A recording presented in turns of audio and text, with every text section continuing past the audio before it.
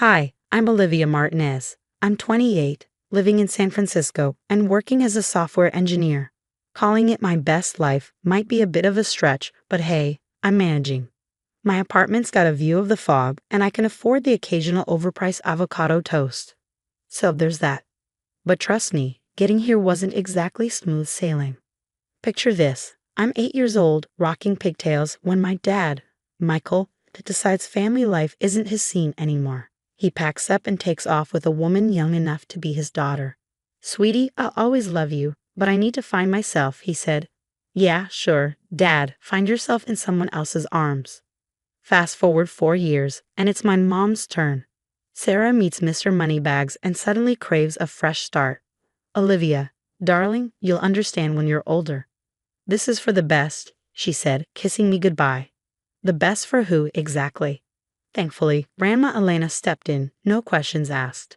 "Olivia, my sweet girl, we'll get through this together," she'd say, wrapping me in those warm, cinnamon-scented hugs that felt like home.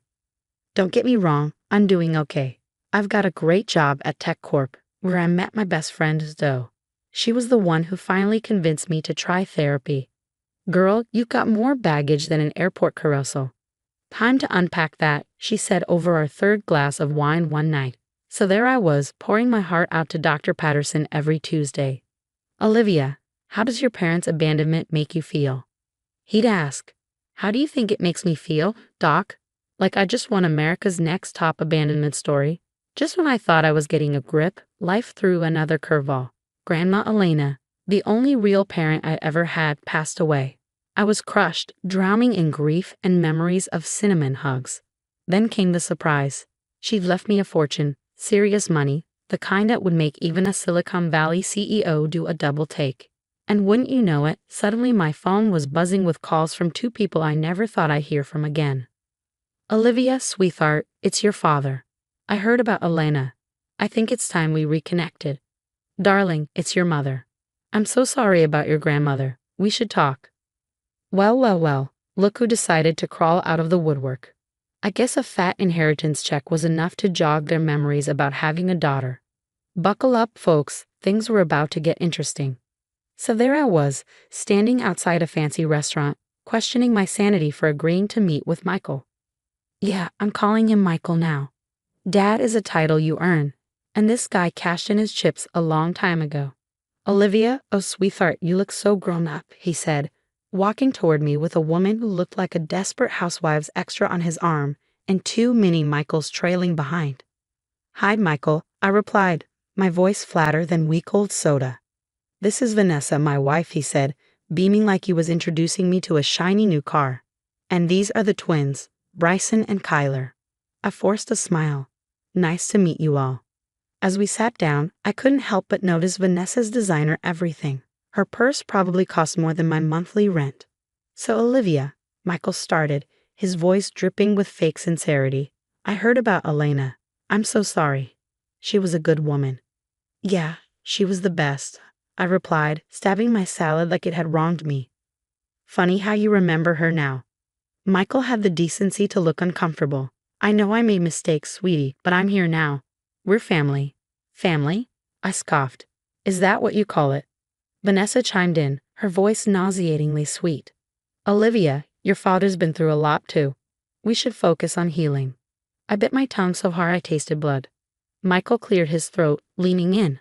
"So, Elena's estate, has everything been settled smoothly?"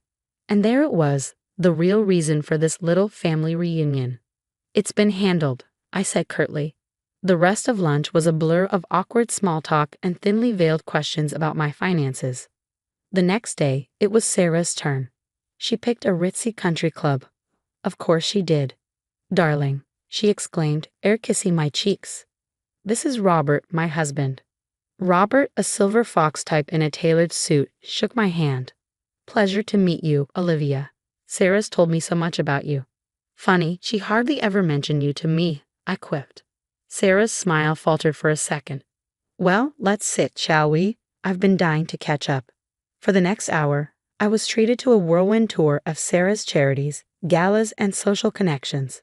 It was like listening to a Kardashian podcast on 2x speed. And then I said to the Duchess, Darling, that tiara is simply to die for, Sarah giggled, taking a sip of her champagne.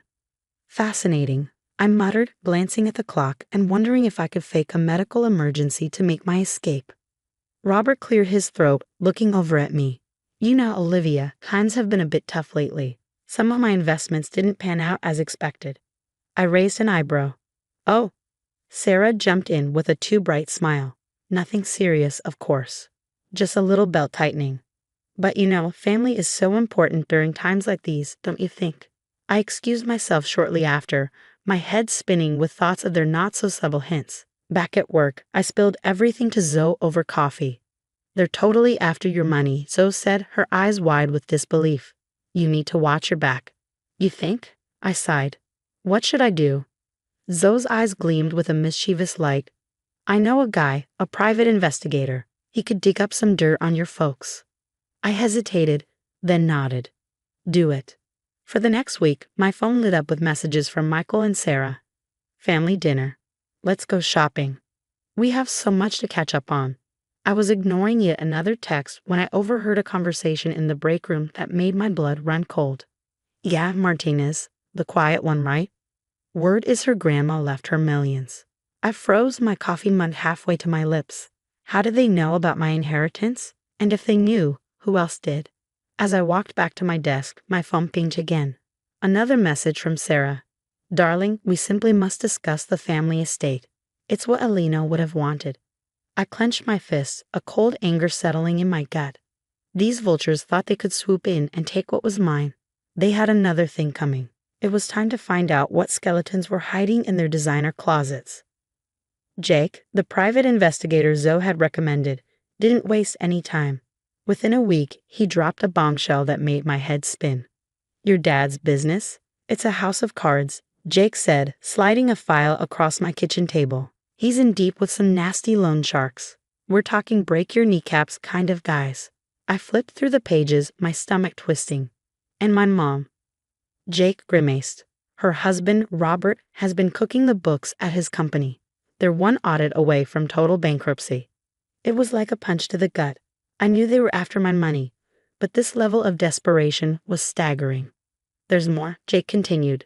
Someone's been poking around your work email, accessing files about your inheritance. I felt the blood drain from my face. What? How? Jake shrugged. Inside job, maybe. Any coworkers acting suspicious? My mind raced, recalling the break room gossip and the sudden interest from people who'd never given me the time of day before. It all started to make sense. I've got an idea. I set a plan forming in my mind. Can you set up a meeting with a financial advisor? A fake one. Jake grinned. Now you're thinking. I know just the guy. The next day, I invited both Michael and Sarah to separate meetings with my financial advisor to discuss my inheritance. They both jumped at the chance like sharks smelling blood. When they arrived at the office, the looks on their faces were priceless. Michael turned pale, while Sarah's Botox forehead actually managed to wrinkle in surprise. What's going on here? Michael demanded. I smiled sweetly. Oh, I just thought we could all chat about my inheritance together. Isn't that what family does? For the next hour, I laid out everything Jake had uncovered. Michael's failing business, Sarah and Robert's embezzlement, and the hacking of my work email. With each revelation, they grew more desperate, turning on each other like rabid dogs. You told me you needed the money for the boys' college fund. Sarah shrieked at Michael. Oh, please, like you're any better, Michael shot back. Trying to frame your own daughter for corporate espionage. Michael shot back, and my jaw dropped. Sarah, at least have the decency to look ashamed. It wasn't supposed to go that far. We just needed access to your files, she stammered. I stood up, shaking with rage. Get out, both of you, and don't ever contact me again. As they left, tails between their legs, I caught a glimpse of Jake in the corner, giving me a thumbs up. The entire confrontation had been recorded. The fallout was swift and brutal. My coworker Tim from accounting confessed to being bribed by Sarah for information about my finances. A few days later, Michael showed up at my apartment with the twins, trying to guilt me into helping him. Think of your brothers, Olivia. They need you, he pleaded. I slammed the door in his face. They needed a father who stuck around, not a deadbeat chasing money. Sarah's attempt to frame me for corporate espionage was the last straw. I needed a plan, and I needed it fast. We've got them by the balls, Zoe said as we pored over the evidence in my living room. Now we just need to squeeze. I nodded, cold determination settling over me. Let's end this once and for all. I wish I could say I felt bad about what I was about to do, but after everything they put me through, this was justice, pure and simple. First up, Robert's embezzlement. I made an anonymous tip to the SEC, and they swarmed his office faster than you can say insider trading. Sarah, darling, I'm afraid there's been a terrible mistake. I overheard Robert shouting into his phone outside the SEC building. The only mistake was thinking they could mess with me and get away with it. As for Michael, well, let's just say his loan shark buddies got an interesting update on his whereabouts. Last I heard, he was spotted boarding a bus to Mexico, looking over his shoulder every 5 seconds. But the piece de resistance, that recorded confession, I handed it over to my company's legal team, and suddenly, all those whispers about corporate espionage dried up real quick. Olivia, we owe you one apology, my boss said, looking sheepish. And a substantial raise if you're interested. I smiled, but my mind was already elsewhere. It was time for a change. Actually, I said, I think I'm ready for a new challenge. So it was all in when I pitched her my idea, our own tech company. Girl, you're speaking my language. We used part of my inheritance to set up shop. But that wasn't all. Grandma Alina's house. I turned it into a shelter for kids who'd been abandoned or abused. It felt right, like she was still helping people even after she was gone. This place is going to change lives, Zoe said as we stood outside the newly renovated shelter.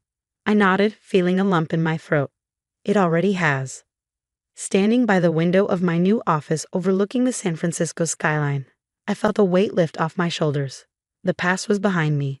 The future was mine for the taking. The story's over, but I've got a question for you. If you were in my shoes, would you have exposed your parents' schemes or given them another chance? Family is complicated, right? Drop your thoughts in the comments.